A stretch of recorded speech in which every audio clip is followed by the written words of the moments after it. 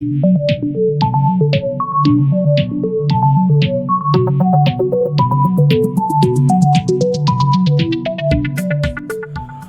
Morning guys, कैसे हैं आप सभी। मैं मौरिफ खान आप सभी का तहे दिल से स्वागत करता हूं आपके अपने चैनल एक्टिव लर्नर्स थोड़ा पढ़ो रेगुलर पढ़ो पर। जी हां, बिल्कुल जैसा कि आप सभी को पता है कि आपका अपना ये चैनल 10th बोर्ड एग्जाम नहीं 2022, चाहे वो सीबीएसई बोर्ड के बच्चे हो, बिहार बोर्ड के बच्चे हो या अन्य किसी भी बोर्ड के बच्चे हो, उनके लिए बहुत ही ज्यादा इंपॉर्टेंट है। तो आइए अब हम लोग अपने केमिस्ट्री के पार्ट 4 जिसमें डीकंपोजिशन रिएक्शन को हम लोग आगे प्रोसीड करते हैं। पिछले क्लास में हम लोगों ने डीकंपोजिशन रिएक्शन का पहला टाइप थर्मल डीकंपोजिशन रिएक्शन के बारे में पढ़ा था। उसी ओके, तो स्टार्ट करते हैं। तो जल्दी से जाइए, हमेशा की तरह एक कॉपी कलम, एक बोतल पानी और मोबाइल को थोड़ी दूरी पर एडजस्ट कर लिए, फिर बिना वक्त को हम लोग अपने क्लास को स्टार्ट करते हैं।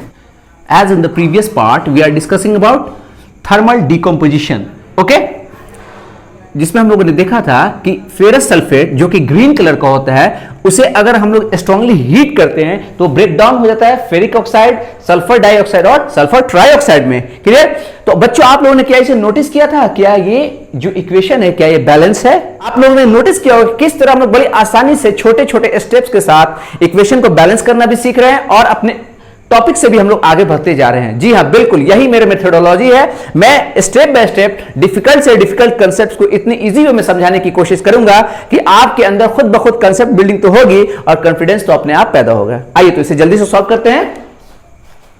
हम लोग यहां देखते हैं कि रिएक्टेंट साइड में आयरन के कितने एटम्स है? 1।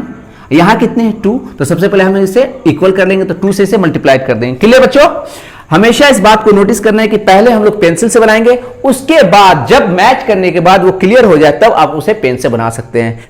तो हम लोगों ने यहां देखा कि रिएक्टेंट साइड में आपके आयरन 2 हो गए, तो यहां भी आयरन 2 है। उसके बाद हम लोग देखते हैं कि सल्फर के कितने एटम्स है? 2 एटम्स। तो इस साइड भी 1 + 1, यहां भी 2 एटम्स है। क्लियर बच्चों? फिर ऑक्सीजन की बारी आती है। ऑक्सीजन को जब हम लोग देखते हैं तो ऑब्जर्व करते हैं तो पता चलता है कि ये भी 8 है। 2 × 4, 8 atoms in the reactant side and hence 3 + 2 + 3 यानी कि 8 atoms in the product side. Hence this equation is a balanced equation. Let's take some more example of thermal decomposition reaction. This is the formula of potassium chlorate KClO3. Okay, when potassium chlorate is strongly heated in the presence of a catalyst manganese dioxide, it breaks down into simpler substances potassium chloride and evolution of oxygen gas takes place. Hence this is an example of decomposition reaction, especially thermal decomposition reaction. आइए अब हम लोग देखते हैं क्या ये reaction balance है। देखते हैं कि रिएक्टेंट साइड में पोटेशियम कितने के एटम कितने हैं? 1। यहाँ प्रोडक्ट साइड में भी 1 है। Chlorine 1, chlorine 1। ऑक्सीजन कितने हैं? 3 एटम्स, हेयर 2 एटम्स। तो now we have to balance. अगर हम लोग इस साइड रिएक्टेंट साइड में 2 से मल्टीप्लाई कर देते हैं तो ये ऑक्सीजन कितना हो जाता है? 6 एटम्स। यहां अगर 3 से मल्टीप्लाई कर देते तो ऑक्सीजन कितना हो जाएंगे? 6 atoms. Hence oxygen is balanced. लेकिन मैंने बार बार कहा है कि जब एक एटम को आप बैलेंस कर लेते हैं तो हमें फिर से रिपीट मिलाना होता है। ओके, अब हम लोग देखते हैं कि रिएक्टेंट साइड में पोटेशियम कितना हो जा रहा है? 2 एटम्स। हेंस प्रोडक्ट साइड में भी 2 होने चाहिए। तो अगर हम उसे 2 से मल्टीप्लाई कर देते हैं तो पोटेशियम 2, क्लोरीन 2, क्लोरीन 2। ओके बच्चों, hence this is a balanced equation and this is example of thermal decomposition reaction. Okay, आइए let's talk about the second and the last example of thermal decomposition reaction. This is the formula of lead nitrate PbNO3 का whole 2। Okay, आप लोग साथ साथ देखते हैं, मैं अलग से नहीं दे रहा हूं अभी स्टार्टिंग में, क्योंकि आप लोग इसी तरह याद करते रहिए। जहां जहां जो भी फॉर्मूला आ रहे हैं, जहां जहां जो भी सिंबल आ रहा है, आपको उसी वक्त गेट बाय हार्ट कर लेना है, ठीक है, और उसे बार बार रिवाइज भी करना है। ठीक है बच्चों, आइए देखिए lead nitrate. When lead nitrate is strongly heated, it breaks down into simpler substances, lead monoxide, nitrogen dioxide, and evolution of oxygen gas takes place. Hence this is also an example of thermal decomposition reaction. Clear? कोई doubt? जी हाँ। अब ये आप लोगों का homework है, क्या ये एक बैलेंस इक्वेशन है? और इस तरह से थर्मल डिकम्पोजिशन रिएक्शन में हम लोगों ने 5 एग्जांपल्स पढ़ लिया। ठीक है, मैं आपको बता दूं कि ये 5 एग्जांपल्स इतने इंपॉर्टेंट है कि आप जब प्रीवियस क्वेश्चंस को उठाएंगे और चेकआउट करेंगे तो डिकम्पोजिशन रिएक्शन से अगर क्वेश्चंस आता हो तो ज्यादातर क्वेश्चन आपको थर्मल डिकम्पोजिशन रिएक्शन से इसी 5 एग्जांपल से आपको मिल जाएंगे। तो इसे इग्नोर नहीं करना है। ठीक है, these questions are directly from NCERT. Okay, तो इसे बार बार रिवाइज करना है और खूब मेहनत करनी है, यही तो हमारा काम है। Before we going to discuss about electrolysis, आइए समझते हैं हम लोग कि ये एक्सपेरिमेंट क्या है।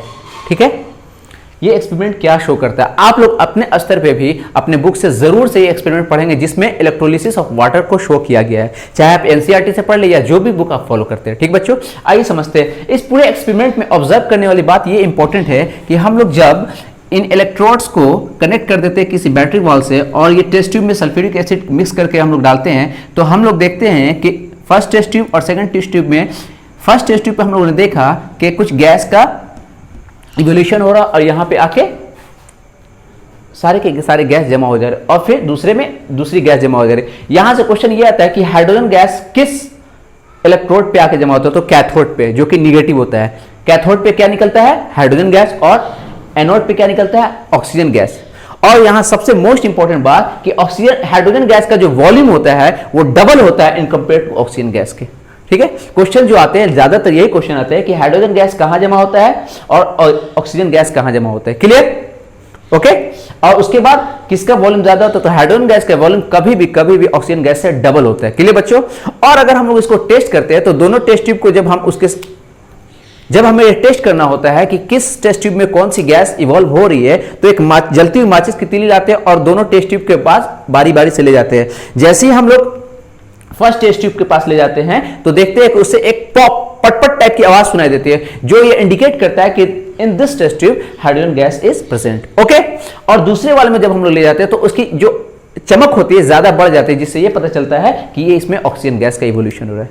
ये बहुत इंपॉर्टेंट है। आइए अब बात करते हैं हम लोग कि इलेक्ट्रोलिसिस क्या होता है। What is the meaning of electrolysis. Electro word का मतलब इलेक्ट्रिसिटी। जहां कहीं भी आपको लिसिस वर्ड दिखाई दे, इसका मतलब होता है ब्रेक डाउन, तोड़ देना, into simpler form. We can say that breakdown into simpler forms with the help of electricity is known as electrolysis. Now let's understand with some examples what is the uses of electrolysis in our day-to-day life. Clear? तो बच्चों ये electrolysis के कुछ examples है, आइए इन्हें समझते हैं। Okay, we can define decomposition reaction takes place by electricity is known as electrolysis. Clear? In first example we can see that when electricity is passed through the acidified water, it breaks down into hydrogen and oxygen. Okay, and hence this is example of electrolysis. चूंकि ये water का electrolysis हो तो we can also say that electrolysis of water. Clear? कोई confusion? In the second example we can see that when electricity is passed through the molten sodium chloride, it breaks down into sodium metal and evolution of chlorine gas takes place. Okay. In the third example we can see that when electricity is passed through molten aluminum oxide, it breaks down into aluminum metal and evolution of oxygen gas takes place. Clear? Hence we can see that electricity helps in breaking down these complex molecules into simpler forms. Okay बच्चों, यहां तक किसी को कोई problem. आइए देखते हैं कि क्या ये इक्वेशंस बैलेंस है। फर्स्ट में देखते हैं रिएक्टेंट साइड में हाइड्रोजन कितने एटम्स है, 2, प्रोडक्ट में भी 2 है, इसके तो टेंशन खत्म। ऑक्सीजन कितना है, यहां पे 1 है, यहां पे 2 है, तो इससे सिंपली हम लोग यहां पे 2 लगा सकते हैं। तो यहां 2 लगाने के बाद हाइड्रोजन के एटम्स यहां 4 हो गए, तो प्रोडक्ट में भी 4 होने चाहिए, तो यहां हम लोग 2 लगा देते हैं। अब क्या देखते हैं कि hydrogen 4, oxygen 2, hence this is the balanced equation. Okay, देखा आप लोगों ने कि किस तरह हम लोग बड़ी आसानी के साथ धीरे धीरे इक्वेशन को बैलेंस करना भी सीख रहे हैं और अपने टॉपिक पे भी आगे बढ़ते चले जा रहे हैं। समझ के साथ साथ याद भी करना है जहां जरूरत हो। सेकंड एग्जांपल की बात करते हैं। यहां हम लोगों ने देखा कि सोडियम के कितने एटम्स है, 1, यहां भी 1 है, तो ये तो बैलेंस है। क्लोरीन के कितने एटम्स है, 1, और प्रोडक्ट साइड में कितने हैं, 2। तो हमें बैलेंस करने के लिए यहां हम क्या करेंगे, 2 से इसे मल्टीप्लाई कर देंगे। जब हम लोग इसे 2 से मल्टीप्लाई करते हैं तो यहां सोडियम आइटम हो गए 2, तो यहां भी 2 होने चाहिए, तो हम लोग यहां भी 2 से मल्टीप्लाई कर देंगे। सोडियम 2, क्लोरीन कितना यहां पे 2, क्लोरीन कितना प्रोडक्ट साइड में 2, तो this is the balance equation. Clear बच्चों? और ये आप लोगों का पिछला होमवर्क था, आइए इसे हम लोग सॉल्व करते हैं। और हाँ, बार बार मैं ये बात कह रहा हूं कि स्टार्टिंग आप लोग को पेंसिल से करना है। जब आप लोग कंफर्म हो जाए कि हाँ सारे आपके एटम्स इक्वल है, बैलेंस्ड है, तब आप लोग उसको पेन से लिख सकते हैं। ठीक है, और सारे इक्वेशंस को आप एक जगह कलेक्ट करते चलिए। मैं एक स्पेशल वीडियो बनाऊंगा इसी के ऊपर, लेकिन अभी हम लोग सीख रहे हैं, तो चूंकि इसलिए मैं बार बार कह रहा हूं कि हम लोग धीरे धीरे सीखेंगे ताकि कॉम्प्लेक्स इक्वेशंस को भी हम लोग बड़ी आसानी के साथ कर सके। ओके, कोई प्रॉब्लम? आइए लास्ट हम लोग देखते हैं अपने होमवर्क की तरफ। यहां हम लोग देख रहे हैं कि एल्यूमिनियम ऑक्साइड में एल्यूमिनियम के कितने एटम्स है, 2, और इस साइड कितने हैं, सिर्फ सिंगल है तो यहाँ हम लोग क्या करेंगे, 2 से इसे मल्टीप्लाई कर दें तो ये 2 हो जाएगा, ये भी 2 हो जाएगा। क्लियर। उसके बाद देख रहे हैं हम लोग कि ऑक्सीजन के कितने एटम्स है, 3, और प्रोडक्ट साइड में कितने हैं, 2। जब भी आपको 3 और 2 का रिलेशनशिप दिखाई दे तो जिधर 3 दिखाई दे रहा है उधर 2 से मल्टीप्लाई कर दे, और जिधर 2 दिखाई दे रहा है उधर 3 से मल्टीप्लाई कर दे, तो ज्यादा चांसेस है कि आपके आपके इक्वेशन बैलेंस हो जाएंगे। ट्राई करके देख लीजिएगा, ठीक है। ओके, आइए देखते हैं। यहां मैं क्या कर रहा हूं, 3 है तो यहां हम 2 से मल्टीप्लाई कर दे तो 2 3 6, यहां हम 3 से कर देते हैं तो यहां भी 6 ऑक्सीजन यहां, 6 ऑक्सीजन यहां। लेकिन क्या एल्यूमिनियम बराबर है? एल्यूमिनियम यहां कितना हो जा रहा है, 4, यहां एल्यूमिनियम कितना है, सिर्फ और सिर्फ 2। तो इसलिए मैं कहता हूं कि बार बार आप लोग अभी स्टार्टिंग में पेंसिल यूज किए, क्यों? क्योंकि करेक्शन करना हो सकता है। देखिए अब ये इक्वेशन बैलेंस है, कोई कंफ्यूजन? बड़ी आसानी से हम लोगों ने इलेक्ट्रोलिसिस को भी समझ लिया। और हाँ देखिए, अगर आपसे कोई पूछता है what is the use of electrolysis, तो we can easily understand that from the molten state of metal chloride and metal oxide we can extract metals from their chlorides and their oxides. देख रहे हैं हम लोगों ने इससे बड़ी आसानी के साथ मेटल को ऑब्टेन कर लिया। यहां तक किसी को कोई प्रॉब्लम? देखिए बच्चों, ये तो इलेक्ट्रोलिसिस की बात हुई। यहां मोस्ट इंपॉर्टेंट ये भी जानने की एक बात है, अभी हम लोगों ने जो एक्सपेरिमेंट किया था तो हम लोगों ने देखा था कि हाइड्रोजन गैस कैथोड पे इवॉल्व हो रहा था और ऑक्सीजन गैस एनोड पे। ठीक उसी तरह से जो मेटल हमारा होता है वो भी कैथोड पे जमा होता है और जो गैसेज होती है वो एनोड पे निकलती है। कैथोड पे आपको मेटल्स और गैसेज आपके एनोड पे। ये इंपॉर्टेंट है, इसे याद करना है। ऑब्जेक्टिव में आपको कहीं ना कहीं जरूर मिलेगा कि during the process of electrolysis we can obtain metal at cathode, anode, या और भी ढेर सारे ऑप्शंस हो सकते हैं। कोई कंफ्यूजन? ठीक है, आते हैं अपने अगले टॉपिक पर। आइए तो हम लोग अब डिकम्पोजिशन रिएक्शन का लास्ट टाइप, जिसे फोटोलिसिस, यानी कि जिसमें डिकम्पोजिशन होगा किसकी मदद से? लाइट की मदद से, प्रकाश की मदद से या सूर्य प्रकाश की मदद से। क्लियर बच्चों, इसे समझते हैं। कभी भी आपको फोटो वर्ड दिखाई दे, समझ जाइए कि प्रकाश की बात हो रही है, और लिसिस का मतलब टूटना। ओके, तो the decomposition takes place with the help of light is known as photolysis. Okay, this is also known as photochemical reaction. Clear बच्चों, आइए समझते हैं। AgCl, this is the formula of silver chloride. Okay, ये white colour का होता है। When silver chloride is exposed to light it decomposes into silver metal and evolution of chlorine gas takes place. Clear, इसे याद करना है। In the same way when silver bromide is exposed to light it decomposes into silver metal and evolution of bromine gas takes place. Clear? और एक example अब कहीं कहीं आपको मिलेगा कि silver iodide, that also reacts in the same way we can obtain silver metal and evolution of iodine gas takes place. Clear? कोई confusion? आइए देखते हैं क्या ये इक्वेशन बैलेंस है। यहां हम लोग देख रहे हैं रिएक्टेंट साइड में सिल्वर कितना, 1, प्रोडक्ट साइड में 1, इसका टेंशन नहीं है। क्लोरीन कितना है, 1, लेकिन यहां हम लोग देख रहे हैं प्रोडक्ट साइड में 2 है, तो हम लोग यहां आसानी से हम लोग 2 से अगर इसे मल्टीप्लाई कर देते हैं और फिर मैच करेंगे, यहां कितना सिल्वर हो गया 2, तो यहां भी हम लोग 2 से मल्टीप्लाई कर देते हैं। तो in the reactant side there is 2 atoms of silver, in the product side there is also 2 atoms of silver. Okay, in the same way there is 2 atoms of chlorine and in the product side there is also 2 atoms of chlorine. ये भी एकदम same way में, इसे भी आप बहुत ही आसानी से बैलेंस कर सकते हैं। कोई कंफ्यूजन बच्चों? बात समझ में आ रही है? ये बहुत इंपॉर्टेंट है। What is the implementation of photolysis? जो आप लोग ब्लैक एंड व्हाइट पिक्चर, कभी आप लोग को याद होगा जो आप लोग ब्लैक एंड व्हाइट फोटो खिंचवाते हैं उसमें इसी रिएक्शन का इस्तेमाल होता है। इसलिए आप लोगों ने ऑब्जर्व किया होगा जब आप फोटो खिंचवाने जाते हैं तो बड़े बड़े लाइट्स आपके सामने लगाए जाते हैं ताकि वो पिक्चर की क्वालिटी अच्छी से अच्छी हो सके, बेहतर हो सके।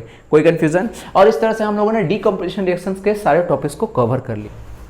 इधर ध्यान दीजिए सबको, ये नोट मैंने लिखा है, this is most important. Okay, this is exothermic reaction and that is endothermic reaction.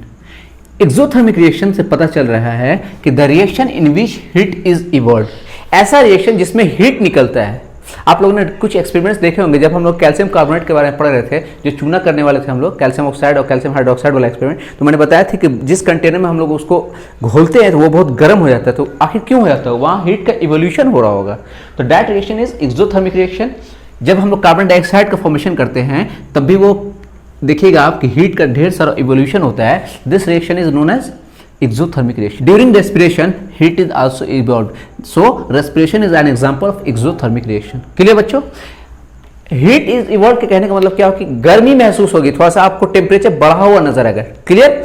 Basic भाषा में आप लोग ये समझ सकते हैं मोटे तौर पे, ठीक। और हाँ, इसको पहचानने का नियम क्या है कि आप यहां देखिए प्रोडक्ट की तरफ प्लस हीट लिखा होगा या हीट एनर्जी लिखी होगी। क्लियर बच्चों? जैसे ही आप लोग उसे देखेंगे आप समझ जाए कि दैट इज एक्सोथर्मिक रिएक्शन। कोई कंफ्यूजन? बात करते हैं, इसे हम लोग ऊष्माक्षेपी भी बोलते हैं। क्लियर बच्चों? आइए ऊष्माशोषी हिंदी में। एंडोथर्मिक रिएक्शन में क्या होता है, हीट जो होता है वो एब्जॉर्ब हो जाता है। यहां देखिए जब नाइट्रोजन और ऑक्सीजन आपस में रिएक्ट करते हैं तो हीट जो होता है कुछ एब्जॉर्ब होता है, जिसकी वजह से जब ये रिएक्शन होता है तो आप उसके पाइप वगैरह को देखेंगे वो ठंडा हो जाएगा, ठीक है, और नाइट्रोजन मोनोऑक्साइड का फॉर्मेशन होता है। क्लियर? ये दो कंसेप्ट याद रखने, आपको हमेशा इसका इस्तेमाल होगा। यहां आप जब देखते हैं एंडोथर्मिक रिएक्शन जिसको ऊष्माशोषी भी बोलते हैं, हीट किस साइड है आपको रिएक्टेड। तो चलिए अब हम लोग अपने नेक्स्ट टॉपिक पे आते हैं जो कि मोस्ट इंपॉर्टेंट है आगे आने वाले रिएक्शंस के लिए, ठीक है। तो अपना कंसंट्रेशन इधर बनाए रखिएगा और थोड़ा फ्रेश हो लीजिए, फिर हम लोग पढ़ते हैं आगे। आइए बच्चों समझते हैं what is reactivity series. Reactivity series से हमें यह पता चलता है कि कोई मेटल कितना ज्यादा रिएक्टिव है और कोई मेटल उस कितना कम रिएक्टिव है, ठीक है। यहां हम लोग एक चार्ट देख रहे हैं जिसपे एरो के हेड को हम लोग नीचे किया है और सबसे टॉप पे पोटेशियम के सामने हमने लिखा है मोस्ट रिएक्टिव। जी हाँ बिल्कुल, पोटेशियम जो होता है मोस्ट रिएक्टिव मेटल है और गोल्ड लिस्ट रिएक्टिव मेटल है। अभी फिलहाल इतना ही जानना है, ठीक है। इस चार्ट को आप लोग अच्छी तरह से गेट बाय हार्ट कर लेना है। आइए समझते हैं what is reactivity series. We can define the arrangement of metals in a vertical column in order of decreasing reactivity, ठीक है। अगर हम लोग जैसे नीचे आते हैं रिएक्टिविटी कम होती चली जाती है, अगर नीचे से ऊपर की तरफ जाते हैं तो रिएक्टिविटी बढ़ती चली जाएगी। सबसे टॉप पे हम लोग रखते हैं मोस्ट रिएक्टिव मेटल को और बॉटम पे लिस्ट रिएक्टिव मेटल को। क्लियर?